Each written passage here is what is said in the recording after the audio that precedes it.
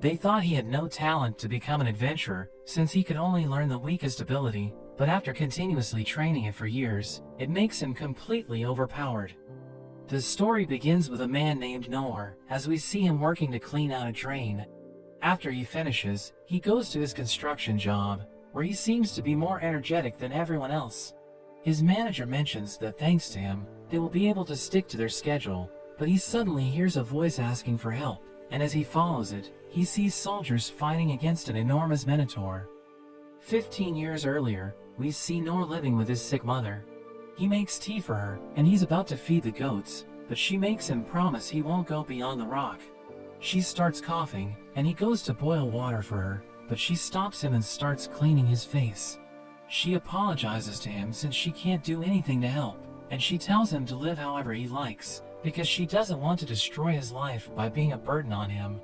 At night, he brings soup for his mother, but is shocked because she has already passed away.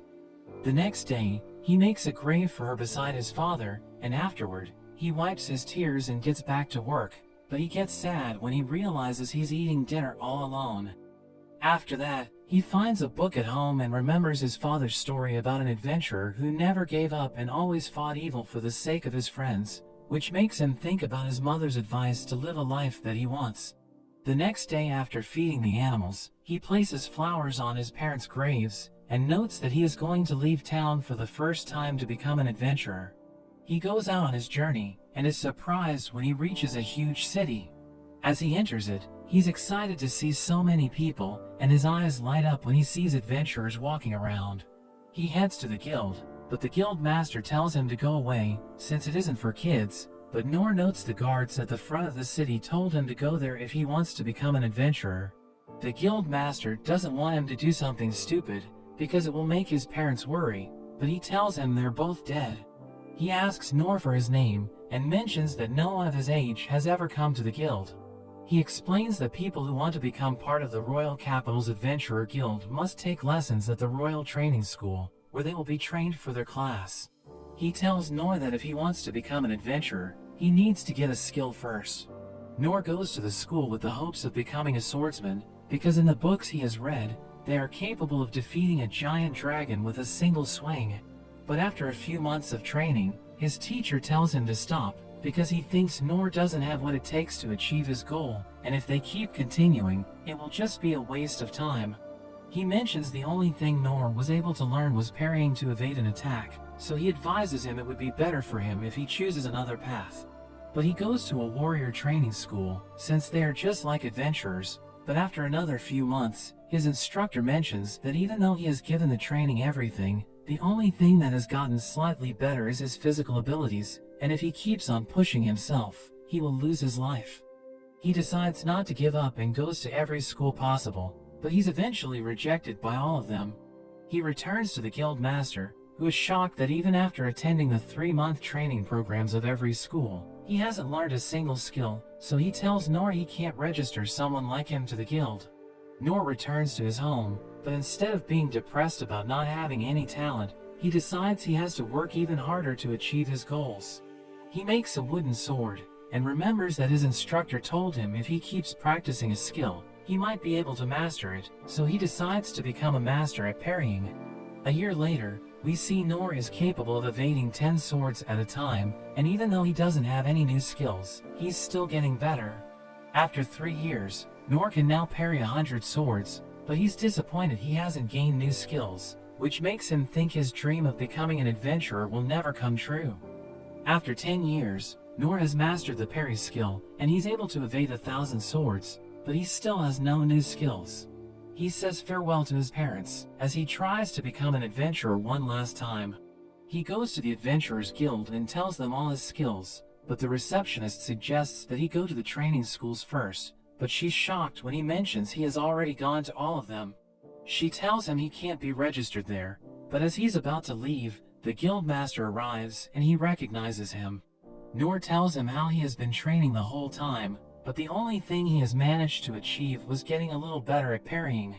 The guildmaster tells Noor about the different ranks of adventurers, with the highest being S, and the lowest being E. For a person to become an E-ranked hunter, they must have more than one useful skill, so Noor thinks he has no other option but to give up, but the guild master notes there's actually an F rank that not many people know about. Noor gets excited and wonders if he can register for it, but the guild master mentions there are conditions to become an F rank adventurer. He will be forbidden from taking any quest that involves killing or going out of the city to gather items, and the only requests he can accept are miscellaneous tasks around the city. He thinks no one is stupid enough to become a hunter just to do useless tasks, but Noor still wants to register. He gives Noor his license, and he has a sparkling look in his eyes, since it was his dream to become an adventurer. He starts accepting tasks around the city, and he continues training his parry skill. At night, Noor looks at his license, and thinks about how his dream of becoming an adventurer and helping people has come true, so he can't ask for anything more. Back in the present, Noor is shocked to see a huge cow, since he has only seen them in books. The soldiers try to protect a girl, but the Minotaur rushes at them and slams one of them into a wall. The rest of the soldiers try to attack, but with just one swing of its axe, it kills everyone. It prepares to attack the girl, but Noor throws a rock at it to draw its attention. The Minotaur starts rushing towards him, and as it tries to attack with its horns, Noor parries the attack and pushes it into a wall. The Minotaur gets up and continues attacking with its axe, but Noor manages to parry all of the attacks. He tries to look for an opening to counterattack, but he remembers he has no attack skill, so he can't do anything. The Minotaur turns its attention to the girl and is about to hit her with its axe. Noor manages to save her, but his sword is shattered into pieces. He thinks he can't become a hero, but he still wants to protect the girl, because his father told him that an adventurer never gives up no matter the situation. The Minotaur attacks again, and Noor parries it with his broken sword, which makes the axe fly away and cut off its head. The girl introduces herself as Lin, thanking Noor for saving her life, but when she asks for his name, he leaves without telling her, saying he's not important. As he walks around the city, he's surprised by how much he's struggled against a cow that wasn't even a demon, so he thinks he needs to work even harder. A girl named Ines approaches Lin and she apologizes for not being with her, but Lin notes that she was the one who told her not to come with her, so it's not her fault. They are interrupted by a man named Darkin, who tells her to return to the castle, because Lord Rain wants to see her. After talking to her, Rain asks Darkin if it's true a Minotaur was in the city, because they're supposed to be demons of the abyss, and are only in the deepest parts of dungeons. Darkin confirms it, and Rain believes it was summoned by someone. He notes they found a ring on the body of a merchant, which is believed to be the source of the summoning. After their investigation, it was found that the ring is of a high purity which can't be found in the market. Rain notes that Minotaurs are A-level demons, so even wealthy people can't simply buy items to capture them, so Darkin mentions that the crest on the ring is from the magic empire of Deridas. The leader of Deridas has always been against them, but they are surprised by how he isn't even hiding himself.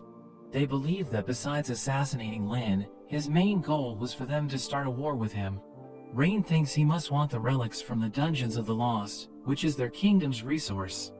Rain reads the report on Noor, and sees he defeated the Minotaur, but he disappeared when they tried following him. Meanwhile, Noor goes to the guild, where the master is relieved to see he's alive, but Noor is confused by why he's worried about him. He mentions how a demon appeared at the entrance of the dungeon, which was close to where Noor was working, so they were worried when he didn't return to the guild. The master wonders why his face is all dirty, so he mentions he cleaned the drains before coming there. The master tells him he should be relieved he didn't run into the demon, because he used to be a rank A hunter, and he would have died if he faced it, so Noor is relieved he only had to face a cow. He wonders what happened to the demon, and he's impressed when the master notes he was defeated by a mysterious man with just one attack. After paying him for his work, he wonders if Noor has thought about getting a normal job, because he would make way more without the guild taking a 30% cut. Lin suddenly appears behind Noor, and mentions she found him using her long-distance detecting skill, which makes him think her class must be a thief, but she notes she's a magician, but she has knowledge of all 6 skill systems. She realizes everyone in the guild is watching them, so she asks to talk with him outside. The guild master pulls him aside and asks him what he did, but he assures him he didn't do anything that would get him in trouble. He goes outside with Lin, who uses soundproofing and concealment skills so no one can hear their conversation. He wonders what she wants to talk about, and she just wants to thank him for saving her life, because his actions not only helped her, but also saved the lives of countless people in the nation. He mentions she's highly skilled, so he thinks he just interfered in the fight, but she can't imagine what would have happened if he hadn't helped her. She offers to reward him for his actions, but he says her gratitude is enough for him.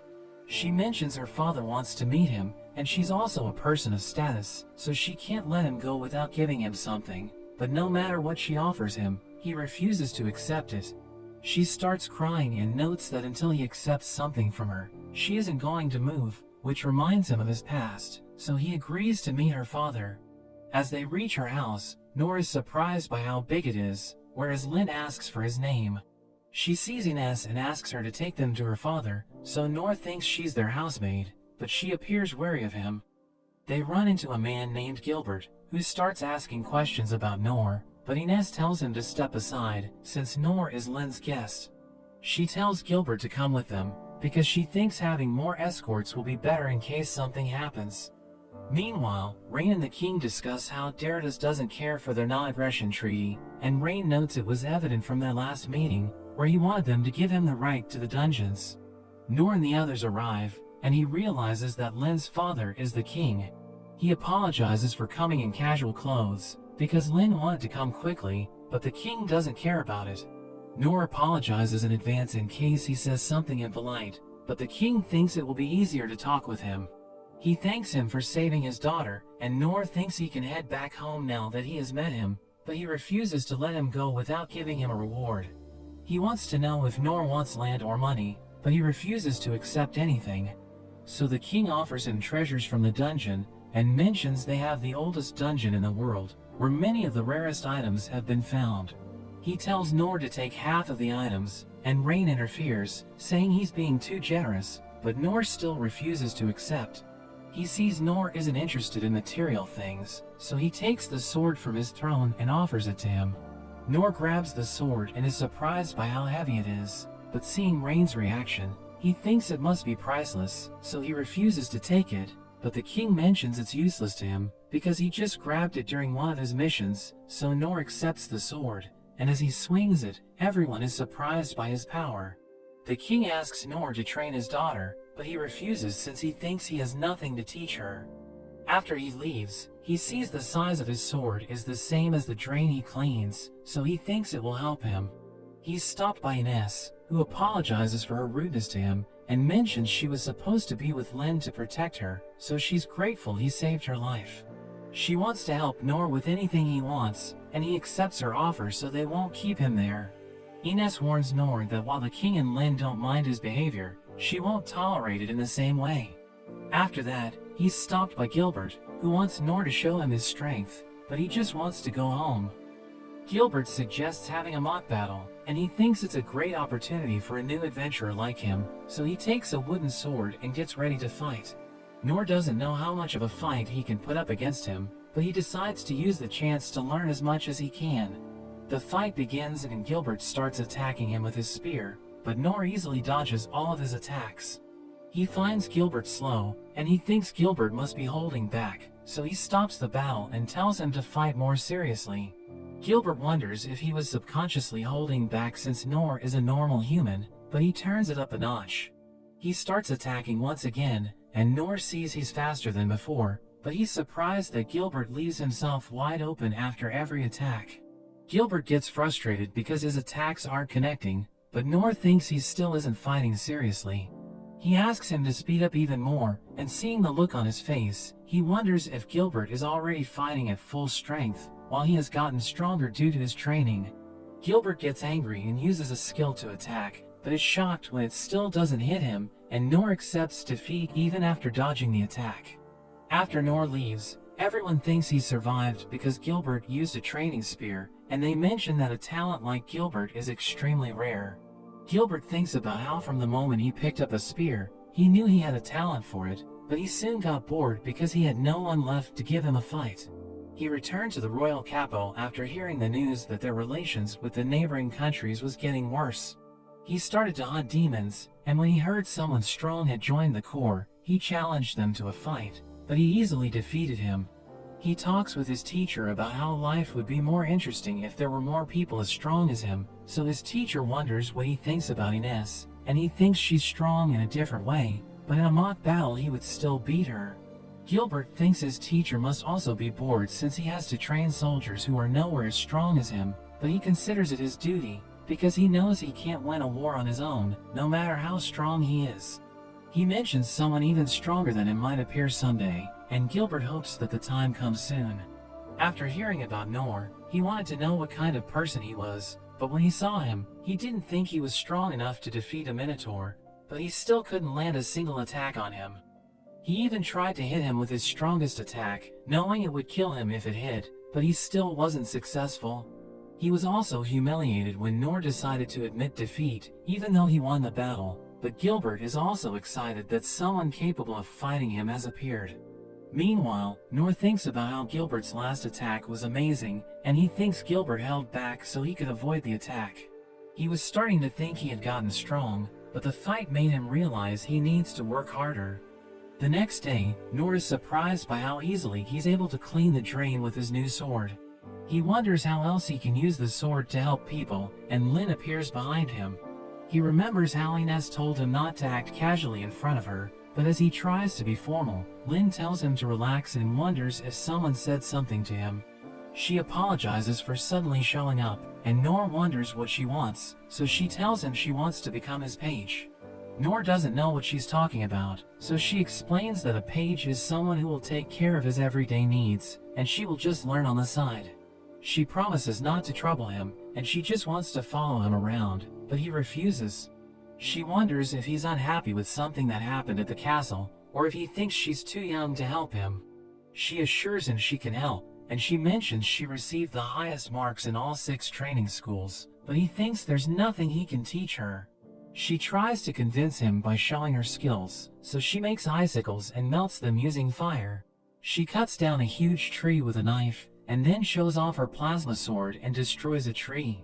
She thinks Noor must be impressed by her, but he still tells her no, and he feels bad for her, because she thinks he's someone who can teach her. He decides to show her his useless skills, so that she will see he isn't someone who is capable of teaching others. As Lin goes home, she thinks about how at the training schools, all the instructors told a story about a boy with no talent. The boy attended the 3-month training period of all the schools, and everyone thought no one with such little talent could exist. She remembers when the instructor of the magic school named Oken showed her he could increase his tiny flame skill by a little, and ever since then, she has been trying to do the same, but has never succeeded. But when she saw the size of Noor's tiny flame, she couldn't believe it, because it was way bigger than Oken's, who is known as the greatest magician in the world. She feels embarrassed that she tried to show off her skills to such a man, who isn't only strong in his body, but also in his mind, which is why he will never yield to anyone. She knows that in the future, she will need to lead the kingdom with her father and her brother. Their family motto is that the royal blood needs to be strong, so she decides she needs to learn from Noor no matter what. At night, she approaches him again, and decides to follow him until he allows her to become his student, because she knows that the strength her family has sought for generations resides within him. We see Rain as he thinks about why his father would give away his sword to Noor. We learn that back when the king was an adventurer, he delved into the Dungeon of Lost with the 6 sovereigns, and after years of exploring, the Black Blade was the greatest relic that they found.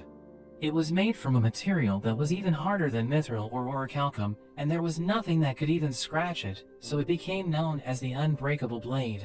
But they wondered how it could be in such bad condition when it was indestructible. Rain thinks his father was crazy to just give it away, but he knows there's an ominous presence that threatens their country, so his father must be gambling on Noor. We see Noor with Len, and he wonders if it's okay for her to be out in the streets, but she mentions she's also an adventurer. He tells her he needs to go to the guild, and she's happy to follow him, calling him her sensei.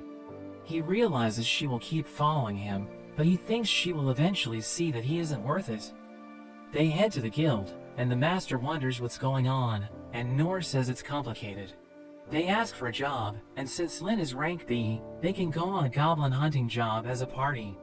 Noor freaks out hearing this, and gets excited thinking he can finally take a job outside of the city. He worries he's taking advantage of Lin's rank, so he wonders if it's really okay, but she happily agrees.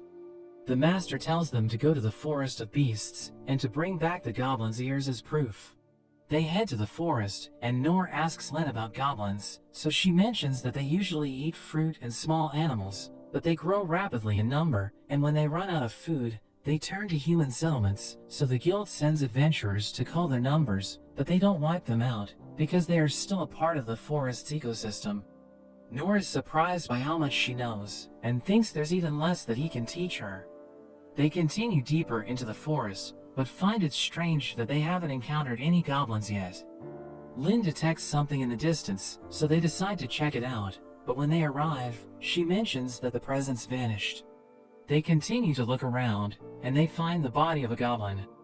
Lin uses her uncover spell, and it reveals an enormously jacked goblin. Noor can't believe how big goblins are, but he tells Lin not to worry, since goblins are the weakest monster. But Lin recognizes it as a goblin emperor, a subspecies of the goblin king, that is artificially created using forbidden research. She recognizes it as a catastrophe class threat, but she thinks about how Noor was so excited to fight goblins, so she thinks he predicted this, and she decides to follow his lead. The goblin charges at Noor, but he parries its attacks. It starts pushing him back, but he parries again, giving Lin the chance to attack it, but the goblin dodges all her spells. It starts throwing trees at them, but Noor is able to knock them away. Lin notices the goblin is healing too quickly, so she tells Noor to aim for the gem on its head. The goblin throws multiple trees at him, testing how much he can parry, and he thinks he can't protect Lin, but she suddenly uses a wind blast to blow them all away. The goblin instantly heals from the damage, and Noor thinks he has no chance of destroying the stone. But he gets an idea, and tells Lin to use her wind blast on him. She notes that it can blow down a castle wall, so he won't survive, but he tells her to blast his sword. The goblin prepares to attack again, but Lin uses her wind blast, pushing Noor with insane speed. He jumps up to attack, and he manages to hit the gem, knocking it out of the goblin's head.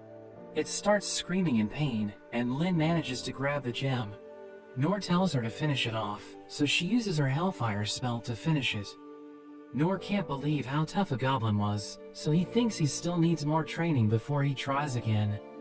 Rain receives a report about the Goblin Emperor, and we learn it was several times larger than a normal Goblin King. Rain notes the gem was a massive mana stone, and he thinks the Magic Empire must be behind it.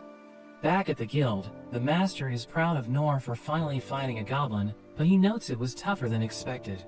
He gives Lin all the credit, saying he just helped out, but she says it was the other way around. He thinks about how most adventurers think goblins are no big deal, but he's proud of his first hunt. He mentions how strong it was, and the gem on its head, so the master starts to think it wasn't a regular goblin, but Lin agrees with Noor and just calls it a normal goblin. The master asks for the goblin's ear, but they realize they burnt the whole body, so they aren't going to get paid. Rain receives a report, which mentions that strange things have been happening all over the kingdom, and he thinks their enemies are behind it. So he orders his men to hunt them down and summon the 6 sovereigns, as he realizes the Magic Empire is planning to invade the kingdom. We see Noor eating with Lin, and we learn that the guildmaster decided to compensate them because he wants them to celebrate their first hunt. Noor thinks the food tastes amazing, but he wonders how long Lin is going to stick around, thinking her family must be worried about her. She decides to go home, promising to join him again, but Rain suddenly appears, telling them to head to the mountain district. He mentions that he will provide a carriage for them, and he promises to pay Noor, so he agrees to do it. They make their way to the mountain district, and we learn that Noor accepted the task because he wanted to know what it's like to ride a carriage. He enjoys the trip, as he thinks about visiting other countries as an adventurer, and Lin apologizes for her brother, thinking he gave Noor a difficult task. But he tells her not to worry, because he's getting paid for it, and he mentions that he owes her for the goblin hunt. We learn that Rain ordered them to stop over at the mountain district, before heading to the holy state of Mithra. Lin hopes that nothing bad happens during their trip, and Ines tells her not to worry, because she's there to protect them. We learn that she received a secret order from Rain, who told her that the royal capital is about to fall into crisis, so she receives a report that it has been destroyed. She needs to take Lin and Noor to Mithra. She explains that she wants to stay in the capital, but he reminds her about her duty to protect Lin, saying she's the only one he can trust. As they take a break, Noor asks Ines if she's okay, because she appears to be anxious, so she explains that she's just thinking about something. She tells him not to worry, because she's going to protect him, saying she has a shield, but he becomes confused, telling her she isn't carrying anything. But she summons her divine shield, and she explains that it can block anything, so he just needs to hide behind it in case anything happens. He recalls that Lin told him she's stronger than Gilbert, who is so talented that he was able to defeat a dragon on his own. Noor thinks he's nowhere near their level, because he's struggled to defeat a goblin, and he tells her she's incredibly talented. In a flashback, we learn that Ines awakened her powers while she was in the orphanage, but she accidentally injured her friend. The sovereigns learn about the incident, and they tell her they have already healed her friend, but they want to see her powers. So she starts using it, and they call it a gift from the heavens, telling her it can be used as a sword or a shield, and it even has the potential to destroy a country. The sovereign shield Dandalk decides to take her in, and she learns to control her powers, as she starts seeing him as her father. But she's still afraid of hurting the people around her, so she decides to keep her distance. But when Noor introduced himself, she immediately recognized him, because Dandalk always mentioned his name when he ran into trouble, wishing he was still around. So she felt jealous, because he's always thinking about Noor, even though she stayed by his side. Back in the present, Ines notes that she started to feel worse after she met Noor, but she knows she can't let her feelings cloud her judgment, because she needs to protect Lin. Noor sees a path in the wheat fields, and he mentions that he sees something moving, as Lin senses the strange presence, so she tells Ines to stop the carriage. She uses her uncover spell, and it shatters a barrier, and reveals a monster. Meanwhile, Darkin reports to the king, saying several beasts have appeared around the capital. So Rain issues orders, telling him to evacuate the citizens, and the king thinks Deridas is behind the attack. Rain thinks this is just the beginning, and the king asks him about the 6 sovereigns. So he explains that they've already been dispatched, but they're all over the capital, because the monsters appeared in various locations. The king realizes that his forces have been spread thin, but Rain mentions that Lin and the others are safe, thinking they should have made it to the city. We see a boy with the monster in the wheat field, as he mentions that he needs to kill his enemies. But his barrier suddenly shatters, and the monster attacks him, as Ines recognizes it as a black death dragon, wondering what it's doing there. It prepares to kill the boy, but Noor suddenly charges in, and he parries its attacks, but Ines knows that the boy appeared with the monster when Lin used her uncover spell. She recalls the moment Rain told her about the demon folks, which are demi-humans capable of controlling monsters. We learn that everyone hates them, because 200 years ago, they almost destroyed Mithra, so the humans hunted them to the point of extinction. But Rain thinks their descendants are still alive, and he believes they hold a grudge against humans. Lin realizes the boy was controlling the dragon, and Ines knows that it never leaves the marshlands, so she thinks he was planning to bring it to the capital. But he lost control over it, because he was shocked when Lin used her spell. Ines thinks Noor is a fool for protecting him, wondering what he's thinking, and Lin thinks they should help him, but Ines stops her. He notes that the dragon is slow, thinking he can hold out until Ines arrives, but the dragon suddenly shoots out a ball, and he knows the boy will be hit if he dodges. So he tries to stop it, but he suddenly starts bleeding, as he realizes it was poison. Lin wants to help him, but Ines stops her with her shield, telling her the dragon is about to cover the area with a poisonous mist. Ines explains that her duty is to protect her, because she's the only one who can revive the kingdom, and Ines thinks Noor is doomed, because the dragon's poison is extremely lethal. It releases a poisonous mist, but the shield stops it, and Lin uses her purification spell. But she realizes that the mist has already killed the birds, so she becomes worried, thinking Noor is going to die, and Ines notes that she wants to protect him, but she thinks there's nothing she can do for him. But as the mist disappears, she realizes he's still fighting to protect the boy, even though he's on the verge of death. She realizes why Dandalk thinks so highly of him, because he's willing to do whatever it takes to protect others, even if it means sacrificing his life. She thinks he's like a true shield, but she knows that he has already reached his limit, and the dragon continues to attack him as he struggles to defend himself. He ends up collapsing, and he coughs up some blood, but he still thinks he can win. In a distant city, we see the demon folk children being locked up because they're considered cursed for their power to control monsters. They are only given scraps to eat, and we see that the boy was one of them. He gets beaten for looking at his master, and he ends up going 3 days without food. We learn that he also has the ability to read the minds of people, and he can tell how much they hate him. Despite being treated so poorly, he never even thought about retaliating, but one day, his master came to him with a monster, telling him to use it to help the nation, promising to reward him and treat all of them better. He can't read his mind because his master wears a magical device, but he thinks he has always kept his promises. So he heads off with the monster, but when his barrier is broken, he loses control of the monster and it hits him away. He thinks he has failed his friends, but he's glad he didn't hurt anyone, and he hopes to be reborn with a better life, where he can be useful to someone and eat good food. The dragon prepares to attack him, and he makes his peace, but Noor suddenly protects him. It fires its poison, and Noor stops it, but the boy is still affected. Noor notices this, so he uses his healing to help him, and it stops his bleeding, but Noor struggles, and the dragon fires another blast, but the boy is okay. Noor continues to fight, but he eventually collapses, and coughs up blood, but he still thinks it's okay. In a flashback, we see Noor in the woods gathering herbs. He sorts through them when he gets home, but there are a few he doesn't recognize, and he decides to just make a soup with them. He finds it tasty, but it turns out to be poisonous, and he barely survives thanks to his low heal spell. He looks up the herb in his book, and sees it was the dragon's ruin which his mother told him never to eat. He tries to continue with his training, but he struggles and uses his healing again. He wakes up feeling better, but realizes he's hungry, so he goes out gathering again. He sees the dragon's ruin again, thinking he needs to be more careful, but he gets bitten by a snake and collapses from the poison. But he wakes up feeling okay, and he ends up eating the snake, finding it delicious. He gets another snake to bite him, and he realizes he's building up a tolerance, and he hopes it will give him a new skill. So he started trying other poisonous things, and even though he didn't get a new skill, he could eat poisonous things without too much problem.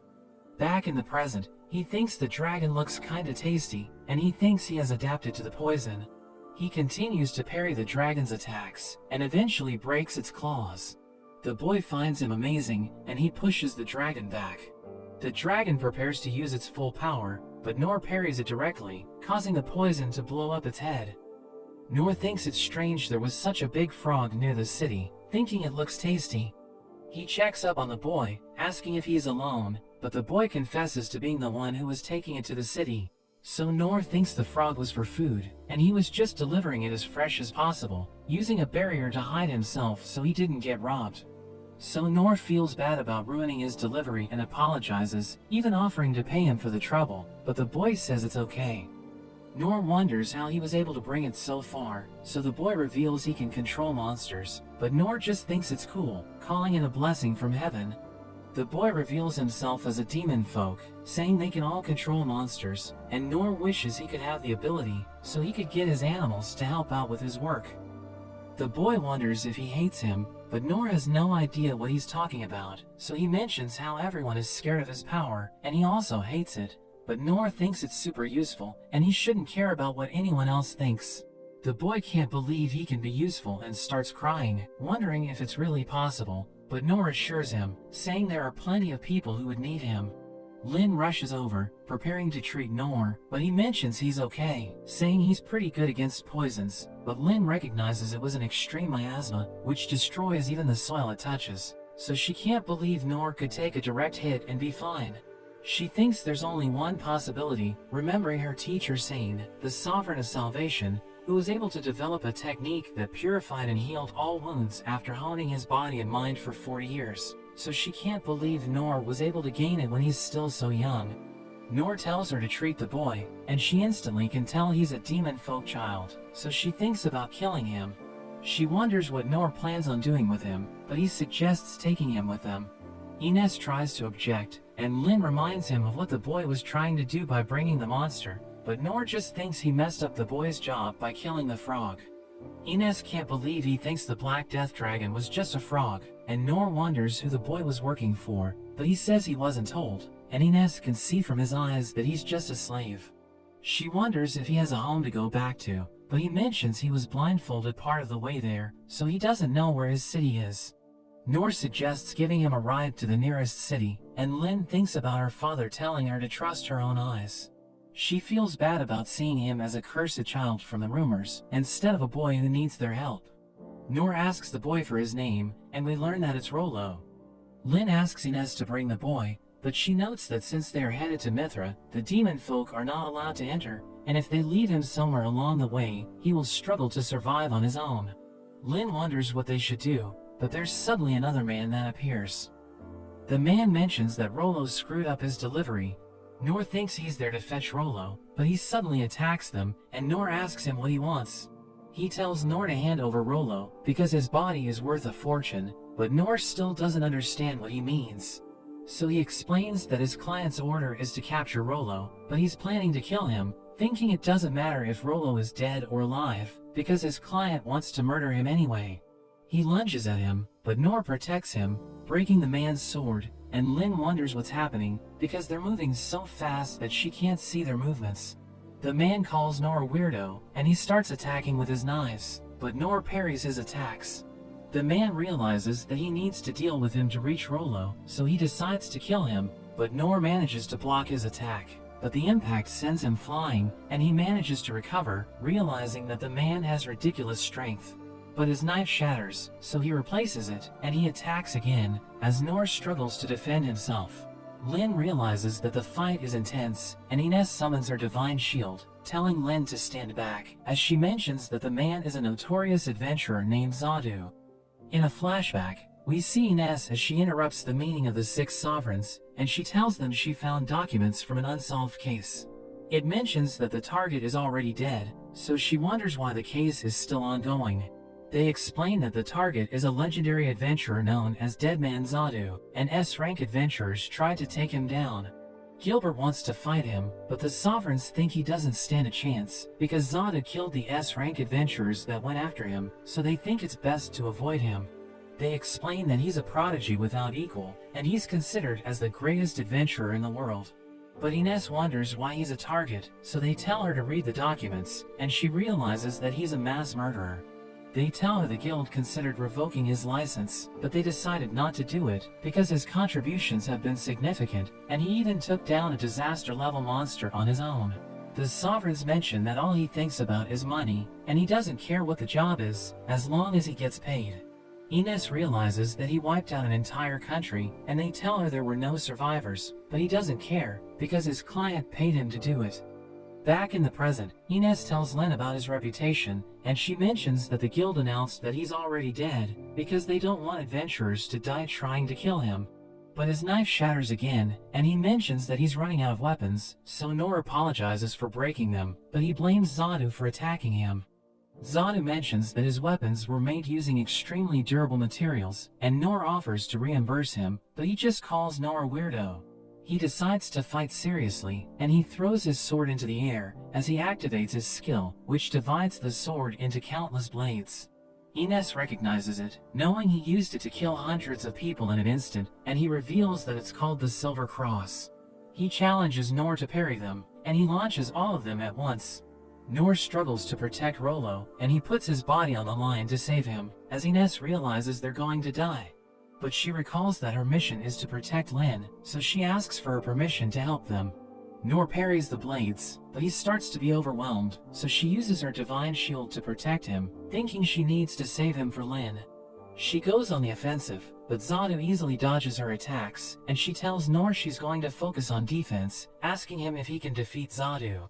He sees the dragon's fangs on the ground, and he comes up with a plan, telling her to remove her shield once he gives the signal.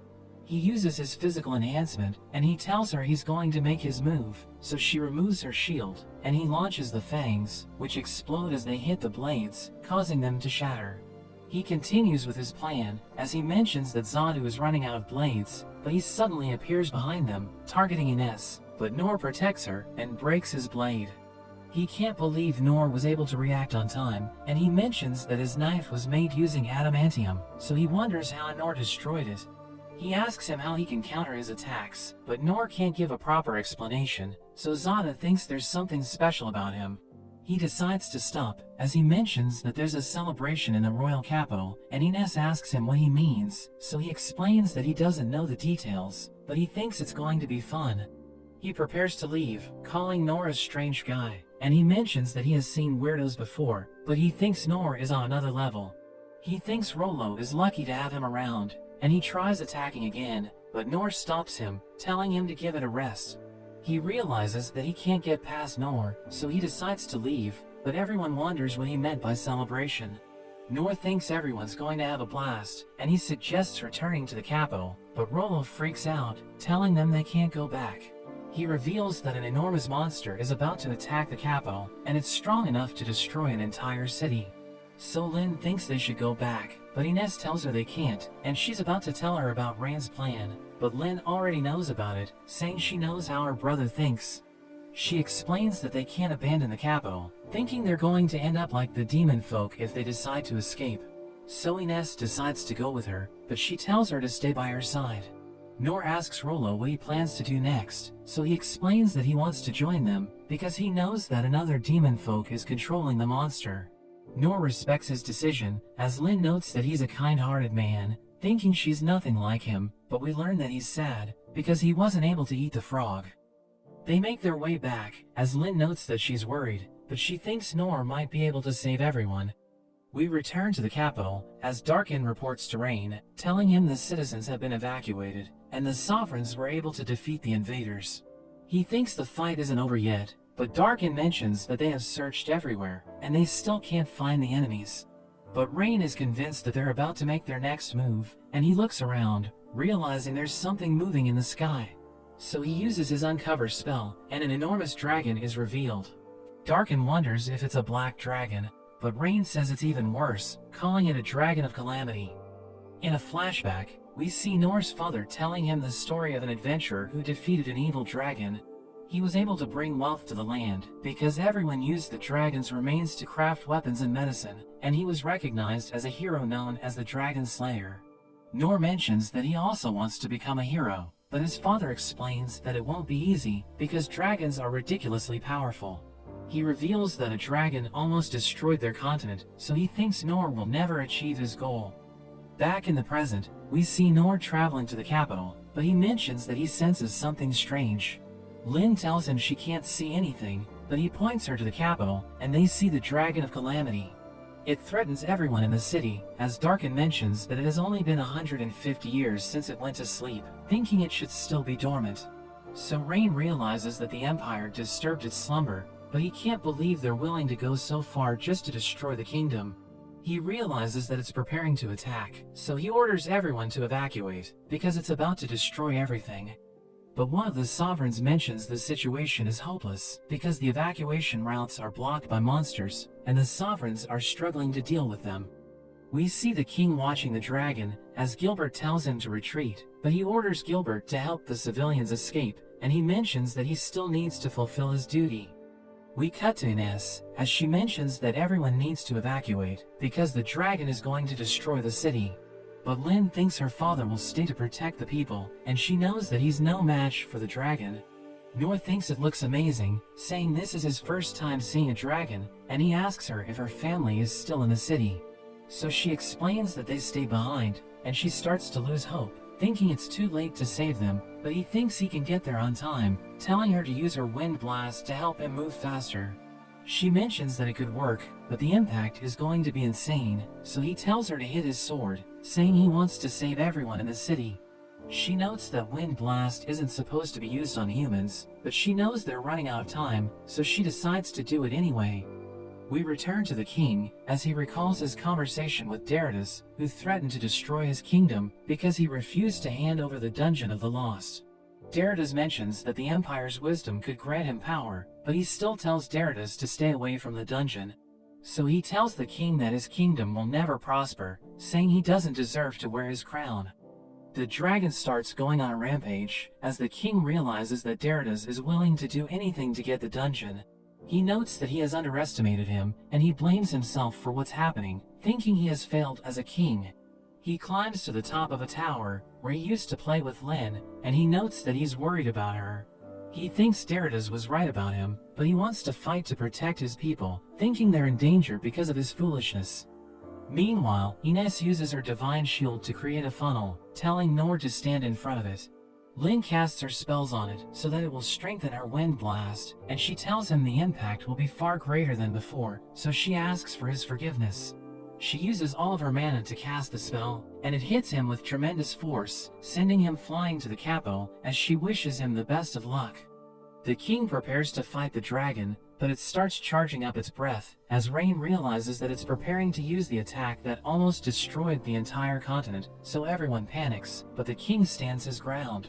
He knows that he doesn't stand a chance, but he takes out his weapon known as the blasting sword, and he uses it to absorb his life force, as everyone realizes he's planning to sacrifice his life to defeat the dragon.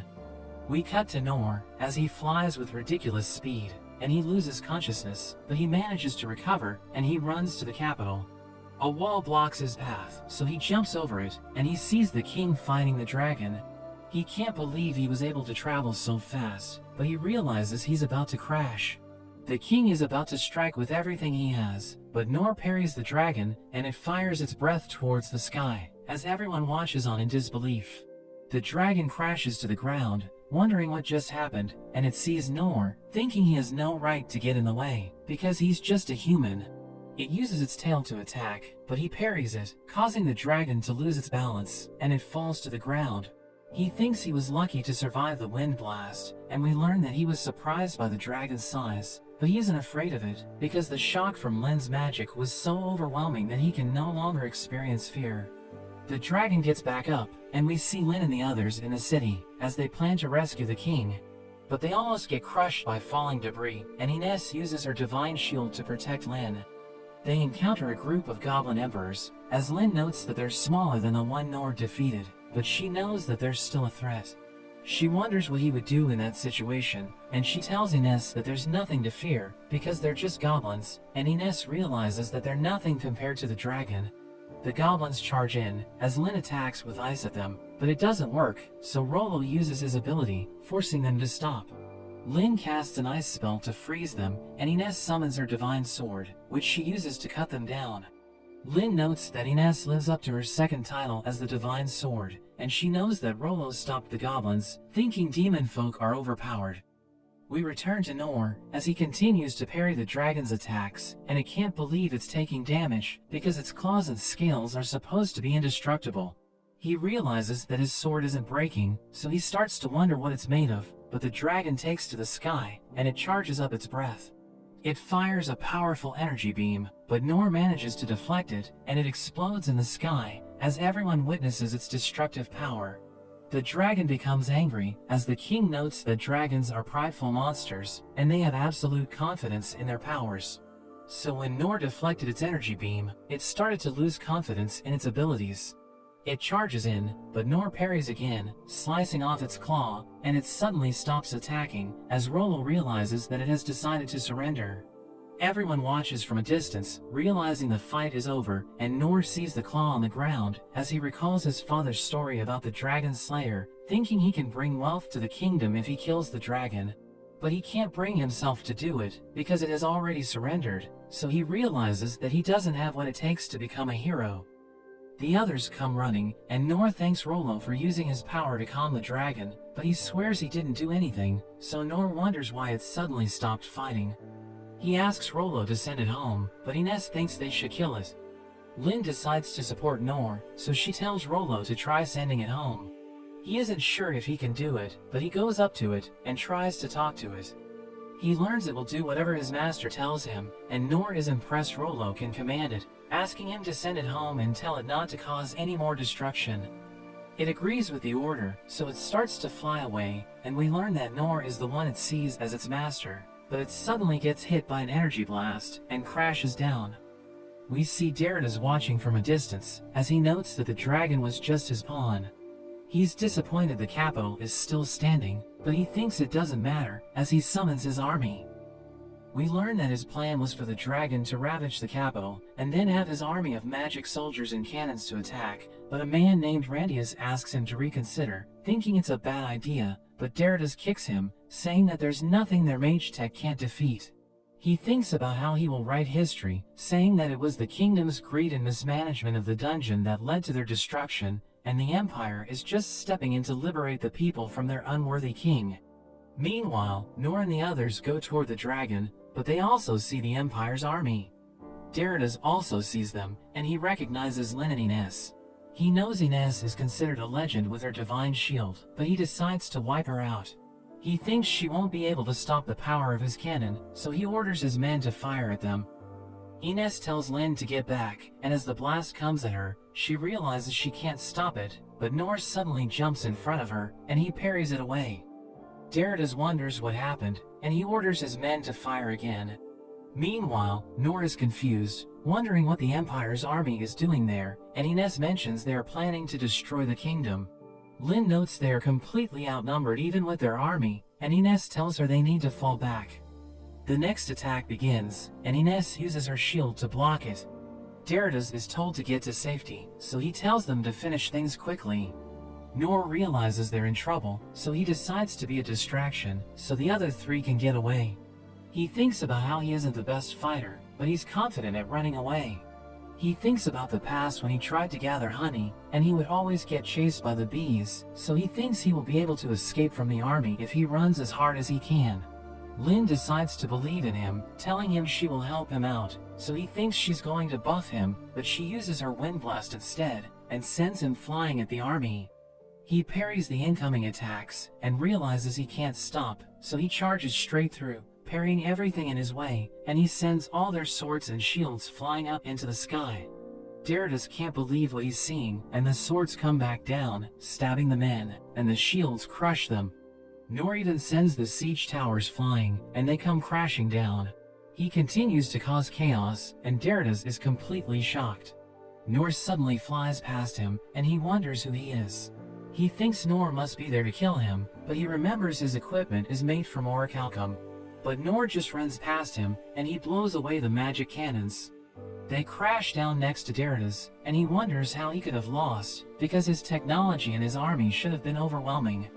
Noor reappears in front of him, and he recognizes the black blade, wondering how Noor is able to wield it.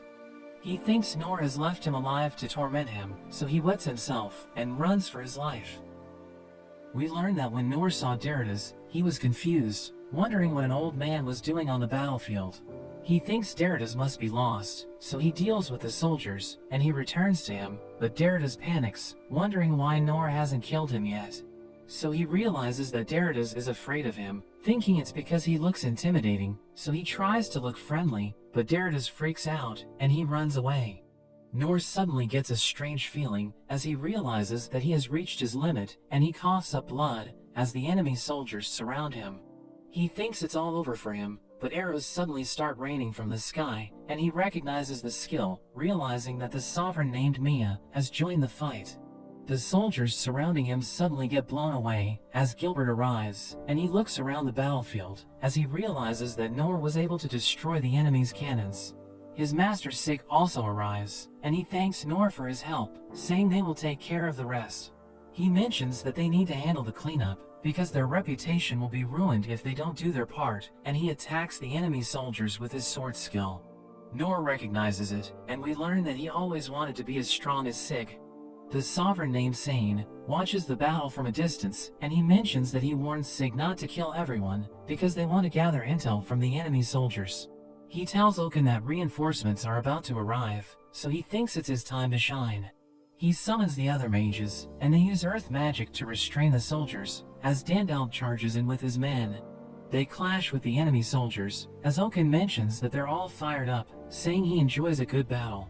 He uses stone prison to capture the enemies, and Sane tells the healers it's time to save the survivors. Noor remembers the sovereigns, because they taught him when he was at their training schools, and he's happy that he's able to see them again.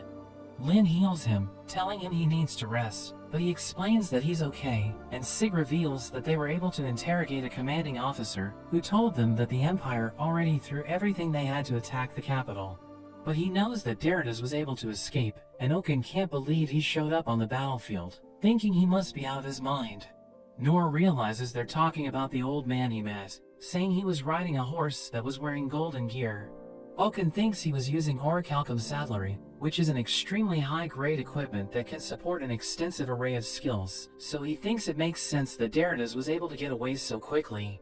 Sig mentions that they'll never catch him if he escapes to the border, because there's a fortress that protects the Empire's territory, and Oken thinks it's too late, saying they'll never catch up to him unless they fly.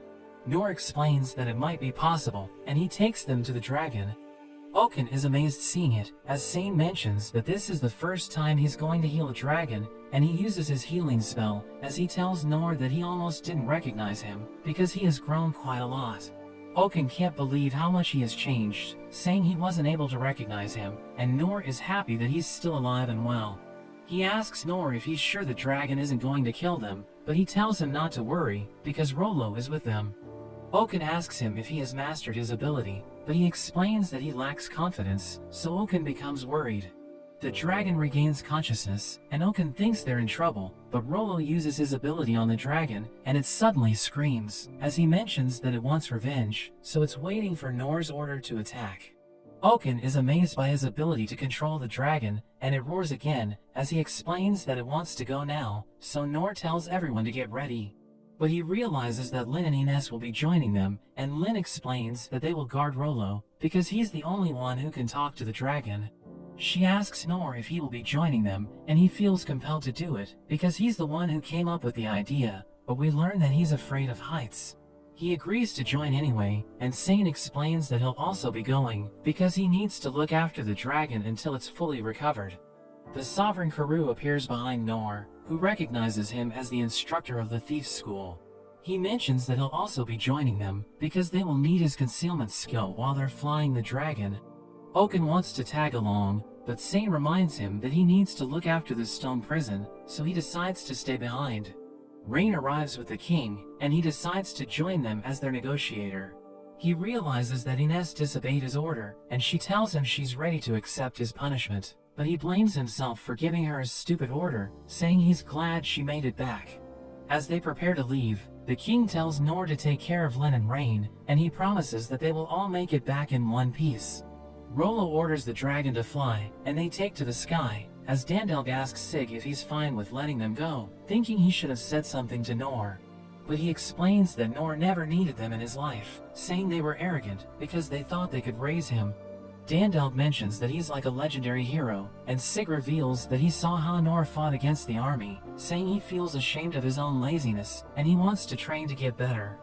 Meanwhile, the group searches for Daridas as they're riding the dragon, but they can't find him, and Rain mentions that he may have already escaped to the Empire. They see a bridge, as Karoo explains that they'll be entering the Empire's territory once they cross it, so he suggests going back. But Lin sees something moving with ridiculous speed, and they realize it's Daridas. But Karoo mentions that he's approaching the Imperial capital's defenses, saying they won't make it back in one piece if they cross into the Empire's territory. He explains that they're concealed, but the magic will lose its effectiveness once the enemies are aware of their presence. But Rain mentions that they can't let him escape, saying the Empire has access to powerful magical tools, which can strengthen their military power, and he doesn't want to give them time to become an even greater threat to the kingdom. Ines asks for permission to destroy the defenses, and Lin notes that she isn't acting like her usual self, thinking she must be angry because the royal capital was attacked. Rain tells her not to hold back, so she uses her divine sword to attack, causing an explosion which shatters the wall, and she destroys the buildings in the fortress. She thinks their escape route has been secured, and Rain mentions that they're going to keep pursuing Daridas, even if they have to go all the way to the Imperial capital. Lin notes that everyone in the group is overpowered, so there's no need to worry, and she thinks Noor is the strongest, thinking he's listening to everything. But we see that he has already passed out, since they're so high up in the sky. Daridas returns to the Empire, and he meets his subjects in the throne room. They realize he's covered in dirt, wondering why he's the only one who returned, so he tells them his soldiers didn't make it, because they're incompetent, saying they couldn't make use of the weapons that he gave them. One of his subjects sees something approaching, and Daridas panics, as he realizes that it's the Dragon of Calamity. He mentions that it's supposed to be dead, thinking Sane must have revived it, but he wonders how the kingdom was able to control it. He realizes that they have a demon folk, so he asks his subjects what happened to their beast tamer, but a man explains that he has already left. So Darius becomes angry, asking the man why he wasn't detained, so he reminds Darius that he ordered them to give the beast tamer special treatment. Randius tells him to calm down, but Darius tells him to come up with a plan to fix the problem. He orders his subjects to prepare their ultimate weapon known as the Karanos, but they tell him it's still in the testing stage, so it's too dangerous to use it. But he calls them idiots, telling them it's the only way to defeat the dragon, and he orders them to use mana tracing on the gun barrel to improve its accuracy. They aim the Karanos at the dragon, and the imperial capital loses power as they prepare to fire it. Darius calls it the greatest technological wonder in the Empire, and it fires a powerful blast of energy. The group realize they can't dodge it, but Noor jumps off the dragon, and he parries it before it can hit them. The blast explodes in the sky, and the king's subjects panic as they realize that its trajectory has changed, and it's about to destroy their mana furnaces. Darius wonders why this is happening, so they tell him it's because of the mana tracing spell, and he calls them idiots for using it, as they realize that it's all over for them. So they decide to abandon him, telling him it's been a pleasure working for him, and he watches in horror as the mana furnaces are destroyed. Noor crashes into the castle as Randius returns with a group known as the Circuit of 10, and they decide to get rid of Darius, thinking it's the only way to save the Empire. He starts begging for his life, and he calls for help, but Randius tells him that everyone has decided to betray him. He's about to kill Darius, but Noor suddenly appears, as he mentions that he's lucky he was able to survive the fall. Randius asks him if he's there to protect Darius, telling him to get out of the way, and he tells them to calm down. But they suddenly shoot him, so he deflects the bullets, and he tells Darius to get down, asking them why they attacked him. Randius realizes he's strong, and they decide to attack him together, but he parries all of them. Randius explains that Darius is destroying the country, so he needs to die, but Noor wants them to talk it out. One of the men tells him it's impossible, and he throws a grenade, so Noor kicks Darius away to save him, but he sends him crashing into the wall. He asks them why they're ganging up on Darius, saying he doesn't know what's happening, but Randius also throws a grenade, so Noor saves Darius again, but he smashes him into the ground. He tells them to stop, but they think he just wants to kill Darius himself, so he explains that Darius is so old that they don't need to kill him, thinking he could die of natural causes at any moment. But Randius explains that they don't have time to spare, because the kingdom is already invading their territory, and they don't stand a chance against the dragon. So they need to get rid of Darius to convince the kingdom that they have no intention of fighting, saying they're just doing what's necessary to survive. But Sane arrives with the others, as he explains that they don't need to do that, because Darius still needs to atone for his crimes. Rain tells Noor that he will handle the rest, telling Len to heal Noor's wounds. So they walk away, as he tells the Circuit of 10 to lower their swords, because he wants to talk to Darius, who thinks Rain is about to spare him. He tells Darius that he's willing to forgive him, but he mentions that his people suffered because of him, saying hundreds of people were brutally killed during the last attack. He explains that he will only forgive Darius if he's willing to experience the same amount of suffering, saying he wants to hold a multinational talk about ending the war after they're done with him. Darius wonders what he means, so Sane explains that he will experience the people's suffering without dying, because he's going to keep healing him. Karoo adds that he will be there to bring Darius back in case he loses consciousness, so he absolutely loses it, and he wets himself again, as Rain tells him he will be forgiven after he understands the pain that he put the people through. Lin heals Noor, who realizes that the blast he deflected destroyed the city, and he feels guilty seeing the damage he caused, thinking people died because of him. But Lin tells him not to worry, because only mana furnaces were destroyed, and she explains that people can't enter them because of the high mana concentration. Rain arrives with the others, revealing that the war is over, but Noor asks him about Darius, so Rain reveals that he renounced his throne, and his grandchild will likely be chosen as his successor. Randius arrives with the Circuit of 10, and he apologizes for attacking Noor, who tells them they need to reconsider their morals, because they were ganging up on Old Man. Randius realizes he's right, because there would have been a civil war if they killed Darius, so he thanks Noor for stopping them. But he thinks they were the ones who saved him, because he was about to fall to his death after he jumped off the dragon, but they gave him a floor to land on. Randius finds him amusing, saying they will assist him in the future if he needs help, but he apologizes for destroying the mana furnaces. Randius tells him not to worry because there were no casualties, and he mentions that the Empire's crime is greater because they disregarded the treaty and attacked the kingdom. Rollo mentions that the dragon is bored and it wants to go home, so they bid each other farewell as Randius tells Noor that he's looking forward to seeing him again. They start flying away, but Noor asks Rollo if they can fly closer to the ground, as Lin notes that he's concerned about the damage he caused to the Empire, thinking he's a compassionate person. They return to the king, as Rain reports that the war is over. The king thanks Noor for saving the kingdom, and Rain thinks he deserves a reward, but he mentions that he doesn't need anything. The king insists, saying he needs to give him a reward, or it will set a bad example, so Noor tells him to help Rollo, because he doesn't have a family to return to. Noor asks the king to let him live in the capital, and provide him with a normal life, as he notes that he wanted to live with him, but he knows that it's better for him to be raised by a rich family. He explains that Rollo was the one who controlled the dragon, saying the war was able to end because of him. But the king knows that he's a demon folk, and Mithra sees him as an enemy, so the king is worried that the kingdom's relationship with Mithra might suffer. Noor mentions that he won't accept any other rewards, because there are countless people who lost their homes during the recent attack, so the kingdom should focus its resources on helping them recover. After some time, we see Rollo waking up in his room, and Ines tells him he's going to start living with her. She welcomes him home, saying she prepared a meal for them, and he realizes that the food looks amazing.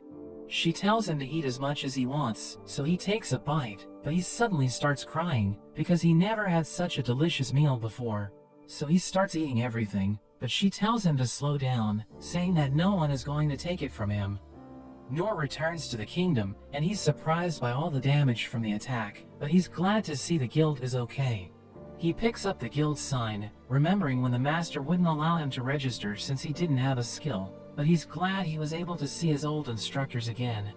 We go back 15 years, when he asked to join Sig's school to become a swordsman. Sig warns him that the training is intense, but he insists on joining. So he starts the training, and after the first day, he's completely exhausted, and Sig thinks he won't last 3 days. But he makes it to day 10, and Sig is impressed by his tenacity. They train using a giant ball, and when it's Noor's turn, he parries it, but it breaks his arm. Sig tells him never to drop his sword, because his enemies won't wait for him, so he picks it back up, and Sig can't believe he's actually getting back up, thinking he shows promise. We see Noor asking him about getting his skill, but he mentions it's not something he can decide, so Noor asks to see one of his skills. So they go out into the yard, and Sig lifts the leaves, cutting them all in an instant. Noor is impressed, and Sig thinks he probably couldn't see what happened, but Noor starts copying what he saw, and Sig is shocked, thinking Noor has what it takes to become even stronger than him. After 2 months, Noor easily parries the giant ball, but Sig wonders why he hasn't been able to learn a skill. After 3 months, Sig tells him there's no point continuing, but he suggests that he try another school, thinking he may be suited to a different path. So he goes to train with Dandalk, who thinks he looks too small and weak to become a warrior, but since he was recommended by Sig, Dandalk decides to give him a chance. He tells Noor that being a warrior means being the shield of the party, so we see them training their endurance with rocks.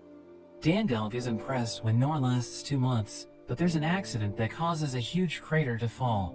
Dandalk saves Noor just in time, but sees he was fearless, thinking he would be the strongest shield if he could just learn a skill. But after 3 months, Dandalk tells him he should try something else, so he goes to the archery school to train with Mia. She thinks about getting rid of him, telling him to throw a rock at a faraway target, but he instantly hits it. So she can't reject him, and he starts his training, but he instantly destroys his bow since he's too strong. So Mia lets him use her personal bow, but he destroys it as well, and she makes him keep throwing rocks instead. She wonders how he got so good at throwing rocks, so he mentions he used to hunt birds with them, and she's shocked when she learns he was hunting thunderhawks, because even seasoned hunters struggle to hunt them. After 3 months, Mia tells him to leave, and he mentions he hasn't learned anything, but she notes how his throw is already as good as any bow.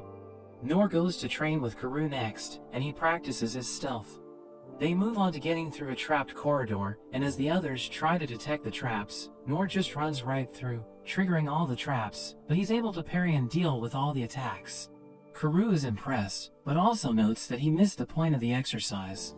At the end of the 3 months, Karoo tells him he has no future as a spy, but thinks his stamina and tenacity are amazing. Noor meets with Oken next, but he struggles to learn any magic, as Oken mentions it seems there's no mana flowing through his body. He suggests the only hope is using the mana resonance room, and Noor is excited to try it, but Oken warns him to get out if it becomes too intense.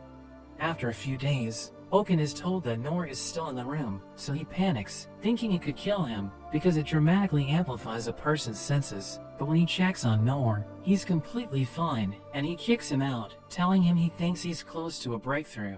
But after 3 months, he was only able to learn the tiny flame. Oken tries to comfort him, but Noor makes a second flame, and Oken can't believe he can double cast, because it took him 50 years to be able to do it, thinking Noor could have been the greatest magician in history if he just had more talent. Noor goes to see Saint next, but he's told he can't join, because only people who have undergone the rite of blessing can train there, but Noor refuses to leave. So he waits at the door for days, and Saint can't believe he's actually not leaving. After even more days, Noor collapses, but Saint catches him, telling him he can learn the basics, but he can't guarantee he will learn a skill. After 3 months, Noor manages to use low heal, but he knows it's not considered useful enough to be recognized as an adventurer. Saint mentions that even though it was only a low heal, being able to use healing magic without a blessing is a miracle in itself, but he still leaves depressed. After that, the sovereigns hear that Noor disappeared, but Mia thinks he's strong enough to take care of himself. Saint thinks he has extraordinary potential, thinking they should nurture him, and Dandalk is surprised that they all have the same opinion of him. Saint thinks they should all train him together, and they all agree, so we see they wanted to find him. Back in the present, Noor gives the master his sign, and they're glad they're both okay. The master mentions that the construction boss needs help with clearing away rubble, and Noor is happy to help. So we see him shoveling the rubble away, and the other men thank him for his help. He thinks about everything that happened, thinking it was a crazy day, but he gets hungry and thinks he should rest, but he knows he can't quit. Meanwhile, we see the king with Rain, and he reveals that Mithra was working behind the scenes of the war, mentioning the high purity mana stones that only they have access to.